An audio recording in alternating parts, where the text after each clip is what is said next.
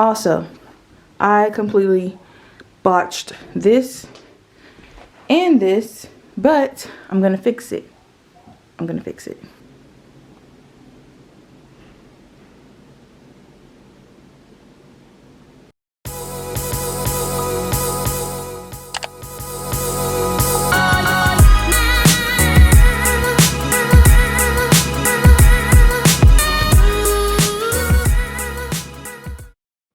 Hey guys, welcome back to my channel. It's Dee from Busy with Dee, and today I'm going to be doing a shiplap wall. Now this is not the typical wall like straight from one side to the other. This wall has a nook in it. It has a double light switch, an outlet, and a closet door. So with this being my first solo project like this, I definitely made a few mistakes, but that is why I'm making this video, to show you guys what I did so you don't make the same mistakes. If you look behind me, I have them all down. He's like, open the door. I have them all down except for two, and then I have to go through and take off the brackets. This is the first wall I'm going to start with. I'm not doing this wall over here because it just kind of like continues up that way, and I don't want to do shiplap all along that way. This is going to be the first wall I start with. I'm starting from the bottom, so I need to get all of this down, and I need to get her out of the way. And just like that, I have my shiplap. You sweating? Was it hard? Alright, so this is what we're looking like. I have all of the brackets out of the wall. They're over here on the messy floor. Pegboards right there. I just need to take this, the what is it called? The drywall anchor? Drywall anchor. I just need to take these out of the wall. Some of these are really jacked up. I think I'm going to use this to try to like get underneath it. Let's see if this works.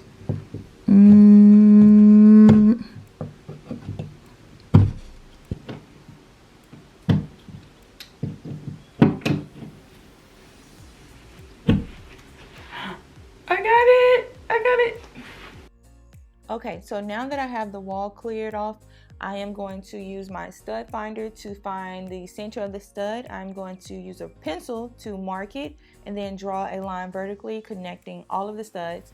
And this is going to be what I use to anchor my shiplap to. Once I have that drawn, I'm measuring the wall to see how long I need to cut the shiplap. And then I'm just taking my nail gun and nailing the shiplap to the wall in the spots where I marked these studs. Now, one of my very first mistakes was putting the shiplap on backwards. Bigger shiplap has lines on the back to let you know that this is the back, but the smaller shiplap did not have that. So I did put it on backwards and did not have a gap. So if you want that famous shiplap gap, you have to put it on the right way. I ended up using a spacer to give me a gap, and then I realized I was putting the first piece on backwards, so I just fixed it from there. Alright, so it's day 2, and this is what I left off on yesterday. I have one board down there, and I'm up about this high over here. I think that's what, almost, it's about halfway up the wall. Ooh, that's not half. A little less than half, maybe. I am going to start this side over here, and we're going to see how I do this because I know how to do it. Let's just see if I can execute it. Same thing with that.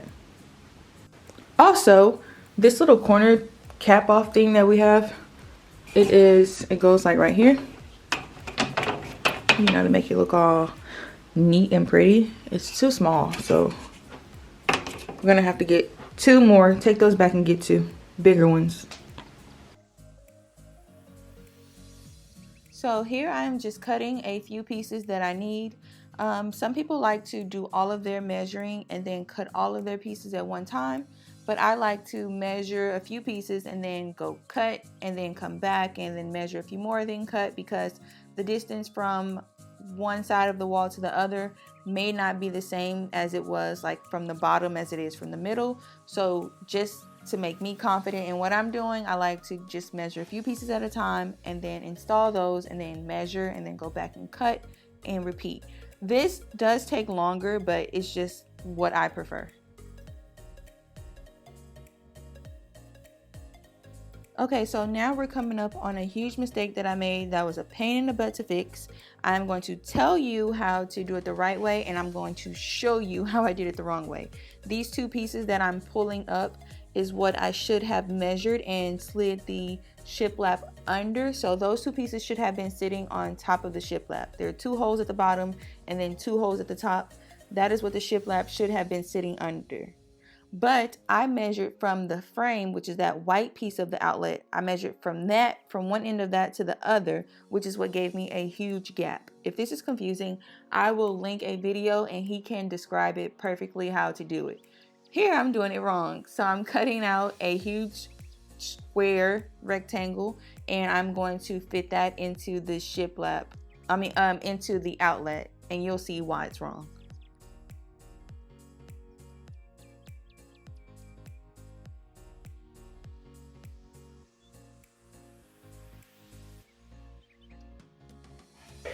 Okay, let's see if it'll fit. I have to do it with my hand because I left the tripod in the garage. Let's see.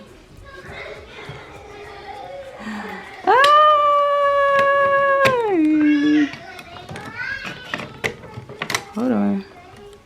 Hold on. Maybe it's upside down.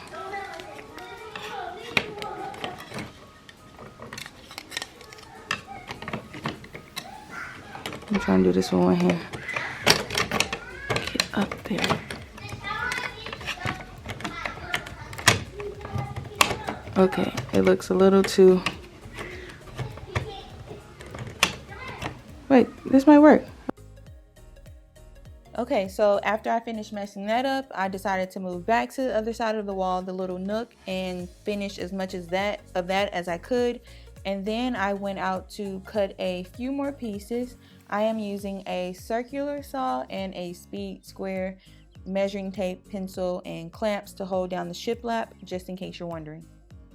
Also, if you're watching this after you've already messed up the outlet like I did, how I fixed it is I just took pieces of wood, glued them to the side and the top of the inside of the outlet so that it could sit on top, and then I let that dry. I used wood glue, by the way. I let that dry and then I just continued as normal.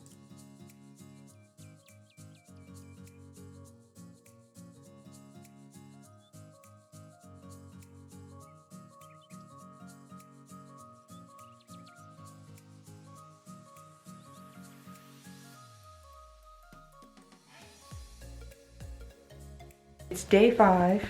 I have 2 pieces left at the top up there, and I have to fill in all of these holes with wood filler.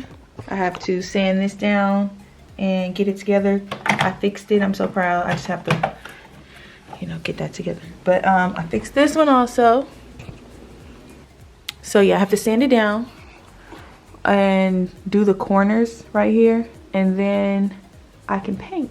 Oh wait, I gotta caulk the sides over here, then I can paint. Okay, so I am all done with cutting shiplap. Ooh, baby's crying in the background. But I am gonna replace this door with a sliding door, and I'm gonna build the door eventually. I think that's gonna be a few projects from now because I want to put some floating shelves over there and like a little desk. So, but next I have to cut the trim and make the little corner piece to make it look nice and seamless. Up here you can see those 2 pieces on the end are like discolored. I had to add 2 more little pieces on there. I am going to wood fill the seam, sand it down, and then once I paint it, you won't even be able to tell it's like that. But yeah, it's coming along pretty nicely. The corner pieces were pretty easy to connect. I just lined both of the edges up, used my nail gun to nail them into the wall, and then I used wood filler to fill in the seam. I let that dry, sanded it down, then painted over it with ultra white pure paint. I think that's the name of it. That is why my door and my trim looks so dull, but I'm loving it. I think I'm going to paint my trim and my crown molding. I might, because if I paint my crown molding, I have to paint it for the entire room, so we'll see. But it came out perfect. I'm loving it. The door again will be covered up by a sliding door. Actually, that door will come off and then there will be a sliding door there, so I'm not really worried about that. I really hope I helped you guys in some kind of way. If not, at least I hope that I encourage you to tackle a project by yourself, because you can get through any problem. You just have to step back, maybe take a few days to think about it, and then come back with a new perspective. If that doesn't work, YouTube it, look it up. But anyways, thank you guys for watching Busy with D. Don't forget to like, comment, and subscribe, and I will see you guys next time.